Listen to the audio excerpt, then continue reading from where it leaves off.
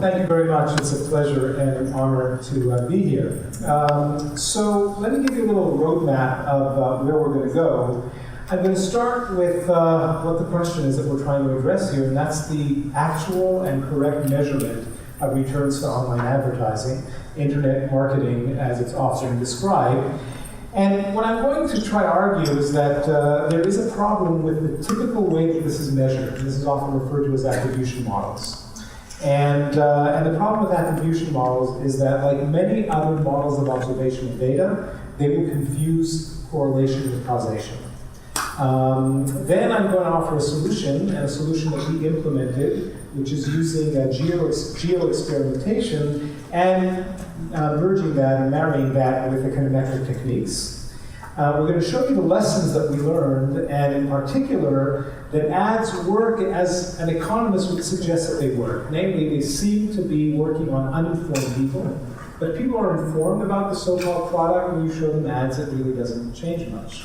And then finally, I'm going to talk about impact on several dimensions. I'm going to talk about dollars saved for the company, eBay in this case, that we work with, the academic impact, portability, media impact, and an interesting event study that was just released in the last couple of months.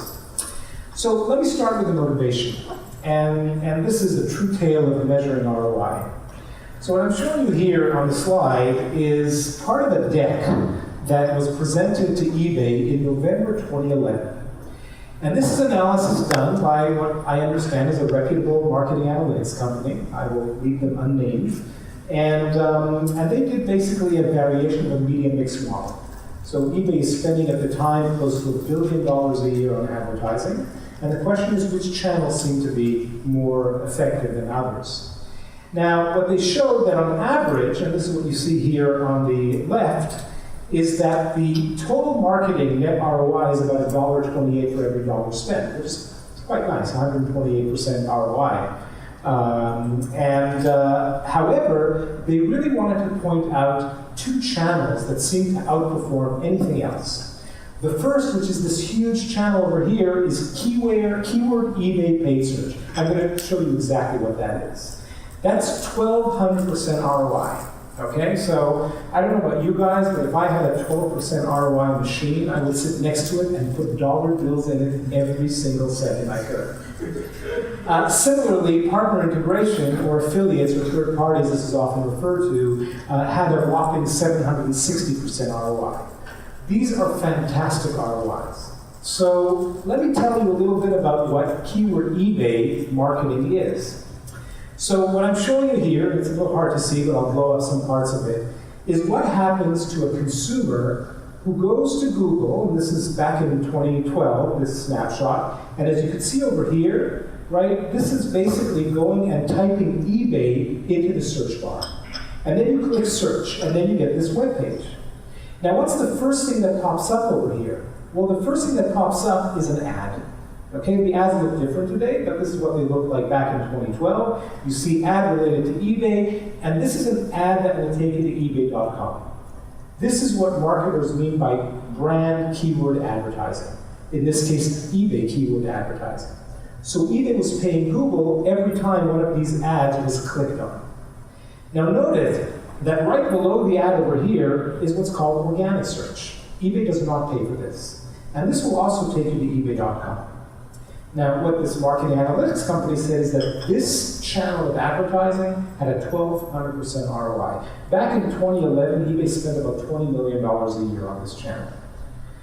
So, I want to remind you of something that is typically attributed to John Wannamaker in the turn of the 20th century, where he said, famous retailer, half the money I spent on advertising is wasted. The problem is I don't know which half.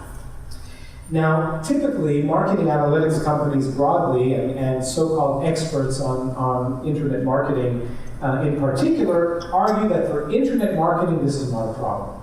And the reason this is not a problem is because we could measure clicks and we could measure costs of clicks.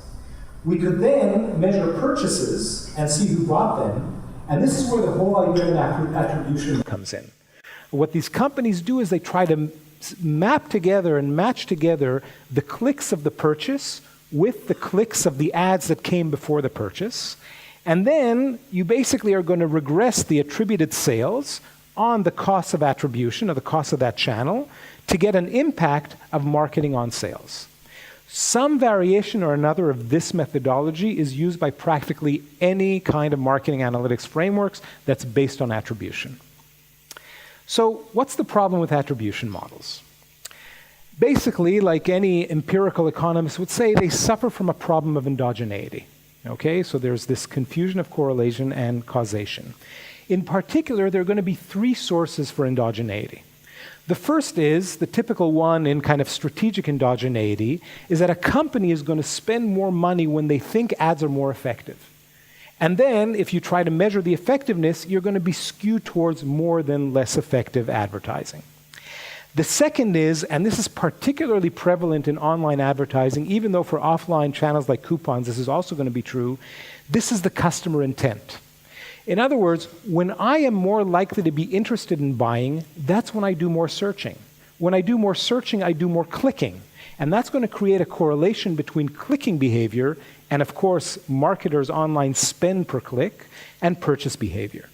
And then finally, you just might have some seasonal variation. So we know that if you advertise in November and measure sales in December, it's going to look like, wow, you're getting this huge return. Well, if you control for observables such as time, market conditions, and so on, you're going to be able to somehow downplay the problem of the third problem of correlation and causation, the seasonal variation, but nothing on the observables could help you control for the first two, which is the strategic choices of the company and, more importantly, customer intent. And the only solution for that is going to be to create some experimental variation. So let me go back to that result that the company that eBay hired said 1,200% ROI. And what I suggested to eBay at the time is this is completely reverse. This is on its head. My hypothesis is that when you go and you search for eBay here in the keyword, you know exactly where you're going. So it's not that the ad causes you to click and buy on eBay. It's your intent to buy on eBay that causes you to click on the ad, and instead of plus 1,200%, it's negative 100%. Now that's a big difference if you think you're spending $20 million a year, plus 1,200% is many hundreds of millions of dollars in return. If it's negative 100%, that's $20 million that you're putting on a truck, sending to Google, and the truck comes back empty. Okay? So the question is, how could this be measured? Well, in March 2012, eBay played around with keyword eBay not on Google, but on the Microsoft network, because they wanted to renegotiate a better deal with Microsoft. And this gave us a beautiful natural experiment to basically prove or disprove what our argument was as economists, that this is perfect reverse causality. And this is basically what the results were like. So what are you seeing over here? On the x-axis, you're seeing basically dates. On March 12th is where they shut down paid search. This blue line over here are the number of clicks on paid search advertising. What you see here in the red dotted line are the number of clicks on that second entry, which is the natural organic free search. Now, just out of curiosity, how many people here click on ads? How many people here skip ads? Quite a few. Well, here the ratio shows you that twice as many people skip ads that click on ads. Okay, so what is the effect? Here's where we turned off paid search, and surprise, surprise, we have 100% recovery on the organic search. The ad disappeared, people just clicked exactly on what they knew they're going to. Now, when we showed this to the people in marketing and finance, they noticed the following thing. Look, over time, these clicks seem to be dropping. So maybe we're losing some brand awareness. Now, my theory is the only way I get to see the ad is if I type eBay. So what kind of brand awareness could be lost here? But there is a loss. So how could I explain it? Maybe it's a trend. Well, in applied econometrics, we know how to deal with potential trends, and that's using a difference in difference approach. Let's find another part of the market that has not been influenced by the ad experiments, try to use that to measure the trend, and then detrend the market experimentation results to see how much of that loss is a trend and how much could be attributed to the experiment. Well, this is the beauty of the fact that this was only done on the MSN market and it was not done on Google. So right up here, what you see in the green dotted line are the clicks coming from Google. Now, as I'm sure everybody knows, Google is much bigger than Bing and Yahoo put together, and indeed you could see that the amount of clicks on Google are way more than what we're getting from MSN, but that's not what's important. What's important here is that if there is a time trend, under the assumption that people who use MSN and Google are somewhat similar in time-varying behavior, this will give us the time trend, and then we could detrend this result. That's the idea of a difference in difference estimation. So here is the difference between Google on average and the beginning of the experiment on average. Now, let's see what the trend is. Well, look at the trend. It's dropping on Google. And when we measure the impact of the trend, it's identical to the decrease. In fact, it's almost identical.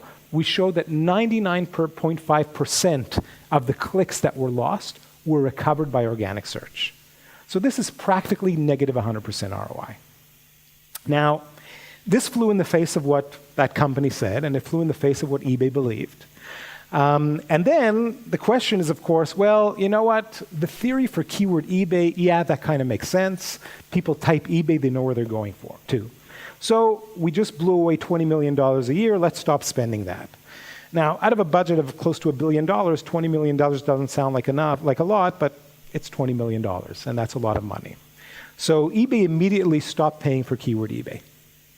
The question is, what about the other 100 million keywords that eBay pays for? So here's an example where I typed in used Gibson Les Paul guitar. Now, down here at the bottom of the page is the organic search for eBay. eBay also paid for an ad which appears up here. Sometimes they would pay enough to appear up here. Now, unlike keyword eBay, if they don't pay for the ad, it's not obvious that someone's going to go all the way down here and click on that. So the question is, how do we do an experiment for all of paid search? As I said, close to 100 million keywords. Now, just again to put things in perspective, eBay believed with their attribution model that total keywords, the 100 million keywords that are not keyword eBay, they were driving roughly 5% of the business. Now, USA alone, this was close to $40 billion a year. That's a lot of money. And the problem is that we still have this intent endogeneity. When people want to buy, they search more, they click more. How are we going to disentangle that? Well, what we proposed is to create some experimental variation. We took the United States as a test bed, and we basically said, let's take different DMAs, different regions, and turn them off. Now, then we're going to have a control group that we're going to keep things business as usual, and then we're going to do the comparison. And more importantly, because no two geographies are alike, we're going to implement those econometric techniques of difference and difference like I showed you with the Google and MSN, and we're going to use those on the geo-testing. Well, to do that, we needed to cut spending of about $10 million in terms of the power calculations. As you could imagine, people were not that excited about such a large impact. To put things in perspective, just for the experimental period we proposed of up to 60 days, that would, according to eBay's 5%, cause sales to drop by about $100 million, cause profits to drop by about $15 million. So let me turn the floor over to David Schwartzbach, who was the CFO at the time at eBay, and then shortly after that also was acting CMO for a period of time. Hi, my name is David Schwartzbach. I was the CFO for eBay's North America Marketplaces business for about 4 years. And I also served as the CMO for the business for about 6 months. eBay's North America Marketplaces business spends hundreds of millions of dollars a year on marketing. I remember several years ago when Steve first proposed using Google's new geo-targeting capability to test our ROI on paid search. We were initially concerned about the lost traffic and skeptical about the result. Well, Steve persuaded us and we moved forward with the test. To say that the results were an extraordinary surprise is actually an understatement. Through this geo-targeted test, we determined that the ROI of our spend was significantly lower than expected. eBay prides itself on a test and learn culture, but even this result was so beyond our expectations, it took a little bit of time to absorb. But we quickly made the decision to change the way that we were spending and move tens of millions of dollars out of that channel into other channels which we thought were more productive. Overall, this test had a massive impact on our business, and I regularly reference it when I talk to other CMOs, marketers, or marketing analytics people as an example of just how impactful an A/B test can be. So I just want to add here, David was one of the partners that helped us implement this. And it was a real uphill battle because, as you know, the CMO who owns that billion-dollar budget, when you see these kind of results, you see the writing on the wall, and you know what's going to happen to your budget. So there was a lot of resistance. Thankfully, the finance people were on board, and they had a little more sway. So let me tell you a little bit about the geo-experimentation in practice, how we implemented it. We basically took over 60 DMAs, and they were in the treatment where we turned them off, and another matched 65 DMAs in the control that was business as usual. Now, this covers only part of the 210 DMAs in the United States, so we had a third group that effectively were like a control. That gave us a total of close to 15,000 observations, where you have to understand that an observation here is a geo day, a DMA day observation. So these are 14,000, but in terms of purchases, these are hundreds of millions of purchases. Okay, they're just aggregated at the day DMA level. And as I said, what we then did is we implemented econometric techniques like difference and difference and instrumental variables that I'll mention a little bit, together with the geo-test, and use both time and geography fixed effects in our regressions. So let me turn this over to Tom Blake, because as much as these are somewhat well-known econometric techniques, implementing them in this combination with an experiment turned out to be extremely, extremely challenging. So Tom is one of the co-authors on the paper. Hello, I'm Tom Blake, an in-house economist at eBay. I want to tell you about something important we learned in the course of running this experiment. Creating a true counterfactual is surprisingly difficult in the world of internet marketing. Even in a setting where reams of data flow in real time, the ordinary operational and therefore observational data is actually insufficient for learning what you really want to know. So in a sense, there's data everywhere, but not a drop to drink.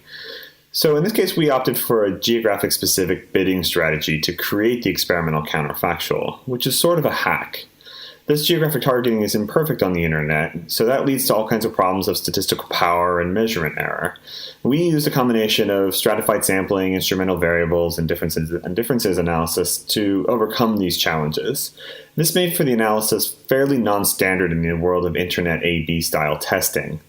Fortunately, there have been recent strides in creating the counterfactual in internet marketing, such as the creation of so-called ghost impressions and other techniques, and improving tracking and targeting, the combination of which allow for the creation of a counterfactual, is at the forefront of innovation in the sector, and I think a real interesting space to watch in the future. So let me go into a little bit of the details here. So remember what I told you about attribution models, that the attribution model attributes a sale to an advertising. Now, what we did here is we shut down paid search. So we should see that in the geographies where we shut down paid search, the attribution model will tell us you're not getting any sales. That's what you see here in red. For those DMAs, once the experiment starts, attribution drops. Okay? For the others, of course, it doesn't because you still have paid search. Now, this is going to show you the experimental results in a graph. So what I'm doing here is you have the pre-treatment, this is before the experiment, this is during the experiment, and I have three measures of the difference between treatment and control. One is just a simple subtraction, that's what you see here in green. One is a ratio, and the third is a difference in the logs, which effectively is the percent difference in impact of marketing dollars. So this is pre, this is post, and what eBay would have said is, especially if you look at the blue line, you should have seen a drop of 5%. Now, I could give you a magnifying glass. I could give you the Hubble telescope. You see what you see. Okay, nothing was happening. And in fact, the marketing people were on with the hand on the trigger because they expected a 5% drop. They would check this every single day. And as it went on, we even reached a point where the experiment was supposed to end, and the marketer said, okay, let's keep on spending, and the CFO said, no, I want to see a little more results. Behind closed doors, he tells me, every day that this experiment runs, I'm saving money. So going back to the actual measurement, remember the wrong measurement. The wrong econometrics would be, let's regress sales on spend. The problem is that there's endogeneity, right? The unobservable here is the intent of the customers, and it's correlated with how much you spend because that's driven by the clicks. The correct way to do this is using the experiment as an instrument together with difference and difference. So we're not going to take the actual spend. We're going to first do a first stage where we regress spend on the experiment, on time trends, on geography trends, and then we're going to use that as the varying factor. Right? So we both have the IV approach, the instrumental variables, and the difference in difference as complementary approaches. So let me tell you what the results are. Let's start with a naive regression. Let's imagine you used an attribution model. If you used an attribution model, you would estimate an ROI of 4,173%, which is humongous. You would want to take billions of dollars and spend them on advertising. Now, interestingly, it had a very tight confidence intervals because when you run these attribution tests with so much data, it gives you very tight confidence intervals. Now, if you run that simple OLS but just include time and geography dummies, you're absorbing some of that variation in a panel structure, it drops by 2/3. It still is a humongous number, and you get a lot more variation.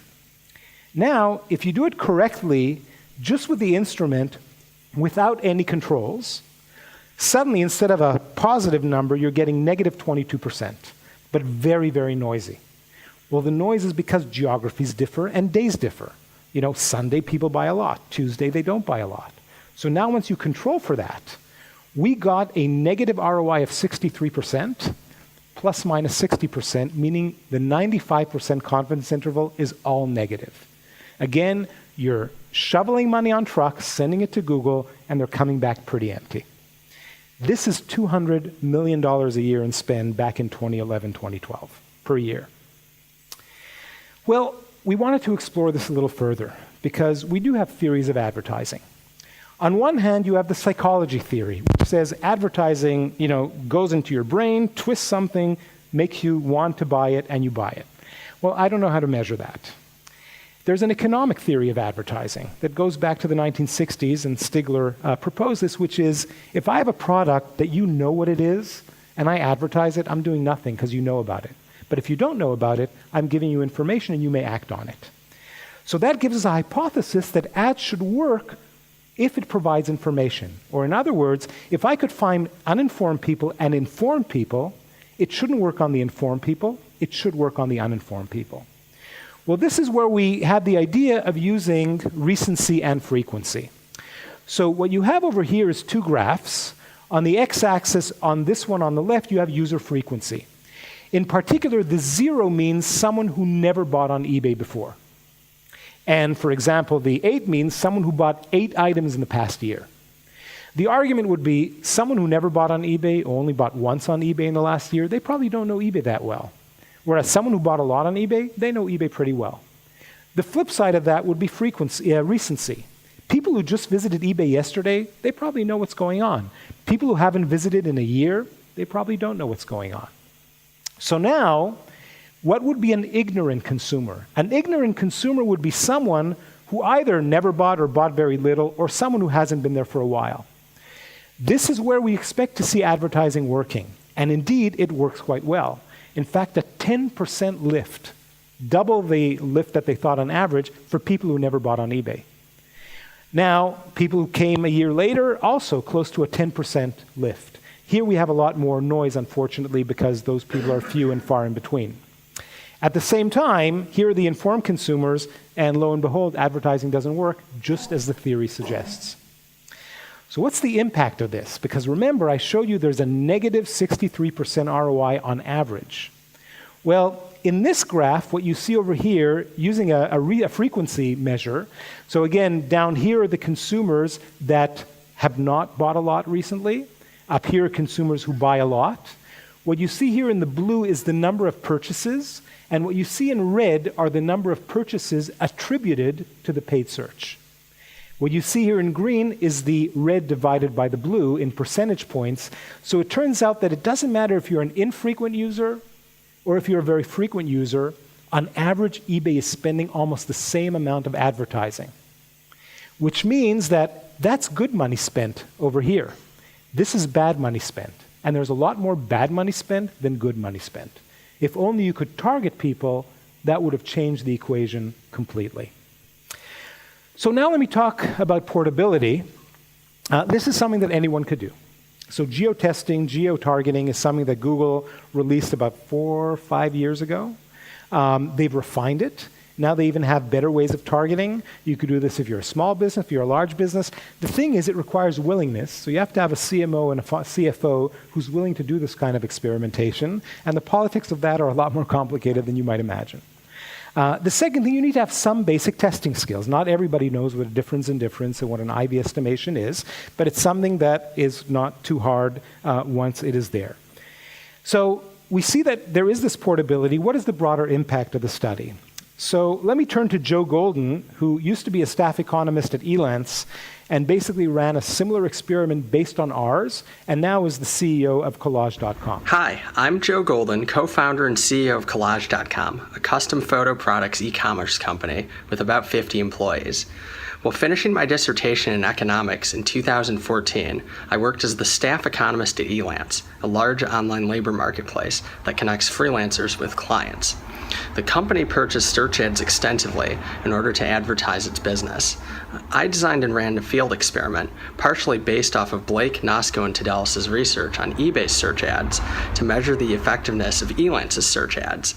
During this experiment, I found that Elance's search ads were generally more effective than eBay's. I ran the experiment prior to Elance merging with one of its competitors, Odesk. After the experiment, I analyzed pooled data from both companies to discover that Elance's search ads had a pretty minimal effect on Odesk's business and advertising. Now, as CEO of Collage.com, this line of research has helped my company evaluate the true causal impact of our advertising. So moving on to broader impact, let me turn to the media. Well, it turns out we got a bit of attention here. So here we have something from Slate. We have no idea if online ads work. HBR, did eBay just prove that paid search ads don't work? BBC News, Google advertising value questioned by eBay, and a nice article in The Economist, simple tests can overstate the impact of search engine advertising. Now, what's really nice about this media attention is that it spurred a lot of expert debate. So this is a site, no reason that you should know it, eConsultancy. Whether they're important or not, I can't tell you. But they had a symposium online. Is eBay wrong about the value of paid search? Well, here's one person they asked. Do you agree that buying PPC keywords has little effect? Don Barker, an online marketing consultant. And the answer is, of course not. Even eBay said it was delivering sales. It simply said that once they looked past the standard methods of reporting ROI, they found it was unprofitable. It's not that we went past the standard methods. We actually did the correct method. So, excuse my French, this is bullshit. But this is the kind of bullshit that people are spinning, right? Someone else. I can't agree that it has little effect on sales. From a branded keyword perspective, it has a potential of more traffic than SEO. But branded keywords is when you know exactly what you're looking for. This, again, doesn't make any sense. Now, what's really nice is that this media attention caused a really surprising and unexpected event study. So let me turn to Justin Rao, who's a researcher at Microsoft Research, and he has access to the spending and online advertising spending of hundreds and thousands of companies. Oops, sorry. My name is Justin Rao. I'm a researcher at Microsoft, and these comments represent my views only. Blake, Nosko, and Tadelis was revolutionary for a few reasons. It was a massive field experiment involving tens of millions of dollars. In my experience at Yahoo up to that point, very large firms were not willing to commit even $1 million, and amounts like 100,000 were far more common. Importantly, the straightforward experimental techniques used in the paper were not being used by consulting companies operating in the search engine marketing space. Secondly, the paper dramatically showed why average cost per click is a poor metric to evaluate search advertising. Given how widely this metric is used, it is hard to overstate the impact here. Finally, I have subsequently used the release of this paper as an event study and found there was a meaningful reaction by firms in the industry, with many large firms in a similar position as eBay cutting their spending on brand search queries. Studying these reactions also lent insight into how firms learn about new business practices and what factors block learning in some cases. So let me conclude. The problem of returns to advertising is an old problem, as I mentioned Wannamaker's quote for over 100 years ago. What we're offering here is a new solution. Use internet experimentation together with econometric techniques like differences in differences and instrumental variables. And I want to highlight 4 impacts. First, this is a serious contribution to applied research. Unfortunately, we will not be publishing this paper whether or not we are lucky enough to win the competition in marketing science, because it has been published in Econometrica, which is one of the leading journals in economics, and in particular in econometric techniques. Second, this is easily portable and generalizable. Companies could use this, and according to Justin Rao, companies have started using this significantly. Third, this word is spread. There are new results from this event study that I mentioned and others. And finally, just to put things back to eBay where it started, in 2012 alone, eBay's president came to me and said that following our experimentation, they cut the internet marketing spend in that year by $100 million. Now, that is 4 years ago, and they've kept on cutting year by year, so the NPV of that has been pretty large, to say the least. And more importantly, in my view, is that today I know that eBay and some other companies are using experimentation and these kind of econometric techniques in day-to-day operations. Thank you very much. Thank you for a very, very fine presentation, and I think that the message comes through quite clearly, and it is one that I agree with. In other words, that combination of experimental and econometric techniques. This question is going to be prefaced with a statement, and then comes the question.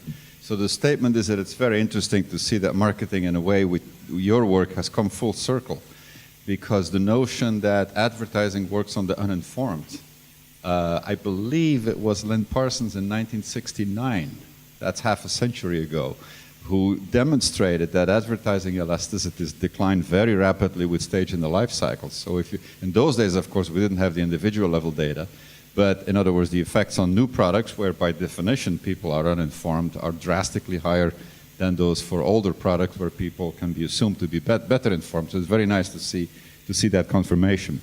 But now, as it relates to my question, and this is especially for the first part on the eBay part, it's my understanding that eBay is a rather unusual company in the following sense.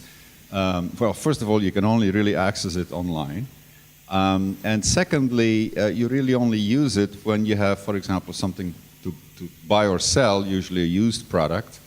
And so your user satisfaction could be very high, but you don't necessarily repeat buy because you don't have a need. Okay? And so I am wondering, or in addition to that, I should say first, that the advertising there, the online advertising, really is both advertising and distribution. So in the following sense, suppose you walk down the street and you need to go to a certain store, only there are 2 stores, and one of them has a flashy neon light and the other one doesn't. Well, you go into the one with the flashy neon light, but when that one is closed, you go into the other one. I think to some extent that is equivalent to your finding there. So my question is as it relates to this, is the question about the generalizability, not about the method is fine, but about the generalizability of the findings other than eBay, because of the unique kind of company that it is. So I wonder if you could comment on that. Sure, and it is an excellent question. So let me use an analogy. And then relate it back to your question, Mike. So imagine a restaurateur that wants to drum up business. He could hand out coupons, okay? And let's just imagine that he makes $2 profit per meal, and the coupon is for $1 off. So every time he gives someone a coupon, if that person would not have come into their shop, into the restaurant, then he made $1. But if that person would have come anyway, he lost $1. Okay? So if I'm going and handing out these coupons, if I knew exactly how many customers would have come to me anyway, then I could calculate what the true ROI is. If I can't calculate that, then it's going to look like a high ROI, but it could be that more than half the people would have come anyway and I'm losing money. And by the way, and according to our study, brand keyword advertising is like handing out the coupons when you're standing inside the restaurant, okay? So the question is, what is the awareness of your site as a go-to place? So I promise you that if you and I start a muffin company tomorrow, right, Mike and Steve's Muffins, if we have the best muffins in the world, nobody's going to buy from us. And we may need to pay for online searches, so when people search for bakeries, they're going to see us, we'll create some brand awareness. Once we are in their consideration set, even with the flashy neons, it could be that, oh no, we're going to try this other store because we know of it and we're going to try it. So when I go online and I search for not necessarily used goods, and by the way, just as a comment, people think of eBay as the auction used goods sites. Even back in 2012, less than half of the items were auctions, in fact only 30%, and less than half were used. Close to 80% were actually new. So that has changed dramatically. So when people are searching for, example, cable charger for MacBook Air, right? If eBay isn't up there, then it's not going to necessarily be in their consideration set, unless in their mindset they say, whenever I'm looking for something, I'm also going to check eBay out. So depending on the awareness on how many people would do that, for some companies that awareness is higher, like eBay or Amazon, the returns are going to be lower. For other companies, those returns are going to be higher. And the experimental variation will exactly tell each and every company how high that is. Does that address your question, Mike? It certainly does. Can I just, a quick one? Sorry, my second question is really sort of a small one. On the experiment, I noticed that even in your test cells, your sales were going down. Okay? Right. Is that coincidental? Is that a bad economy? Yes. No. Yeah, it would worry me as a manager, not right. as a scientist. So this again, think of the diff and diff, and you could see it quite nicely even in the attribution data. Okay? So you see that this that's dropping, okay, over here, this is not the test. This is the control, where you're still spending money. Okay? This is the test, where it's kind of flat down on zero. Okay? So it is in the control. But thank you for asking that. Mm-hmm. Right, and these were separate geographies, and we did the time trend and looked over time. And again, this is where the econometric techniques really help. Doing the diff and diff, doing the IV, this is really where they kick in. Thank you. A very nice presentation, thank you. I'd like to sort of pursue Mike's point about the external validity of this, and in particular, obviously, as Mike says, with such a dominant brand name, you'd expect the results to be stronger. I'm interested in competitive effects. So if, for example, I remove Macy's, I'm Macy's and I remove Macy's as a keyword search, then does that then give, for example, Lords an opportunity to actually replace me? And I was actually going to go to Macy's, but particularly if I see some visual advertising from Lords below, there's a chance that I might actually get kidnapped on the way through. Okay, so I'm really glad you asked that question, and the reason I'm putting up Joe Golden here is, remember he said that he ran a separate test at Elance. So Elance, for those who are not familiar, because it is much less known and today it doesn't exist, was an online labor market. So let's say you needed a web designer, you would post the job you need and people would bid to do that job. Elance had a fierce competitor, Odesk, and they would bid on each other's brand keywords. So if you typed Elance, what you would see is an Elance ad, an Odesk ad, and the Elance organic search. And when you typed Odesk, you would see an Odesk ad, an Elance ad, and an Odesk search. So between those two companies, exactly what you said would have happened. Now, mind you, as kind of a footnote, it's almost like Google going to a bunch of companies and saying, hey guys, there's this game. It's called the Prisoner's Dilemma. Why don't you play it and I'll take a cut, okay? So Joe measured this, and he's in the process of writing up the research paper. And the results were quite remarkable. So as he said, the returns to Elance were higher than eBay. They were still not as nearly as high as, so the CFO at Elance used to be at eBay, which is how I got them to run the experiment, and Joe ran it. The second thing, after the experiment ended 2 months later, Odesk and Elance merged. So Joe was able to go ex post and get the data both from the competitor and from Elance during Elance's experimentation. Well, it turns out that during that period, I think it ran for about a month, there were 2 days where there was an uptick in ODisk, this competition, but not for the rest. The question is, why only on 2 days? On those 2 days, hackers shut down the Elance site. So you tried going to Elance, you couldn't, so you might as well try the competition. On any other day, even though the Elance ads weren't there, ODisk didn't get more traffic, which basically confirms the hypothesis that when I type Elance, it doesn't matter if you put McDonald's in front of my face. I know where I'm going because I generated that search. And I will only go somewhere else if there's some impediment to going to Elance. So that competitive argument really is a good argument that companies like Google and other advertisers might say, oh, you must do this. The one study that looked at this rigorously suggests that it's not there. I can't say that it's never there, but the one study I know of suggests that it's not there.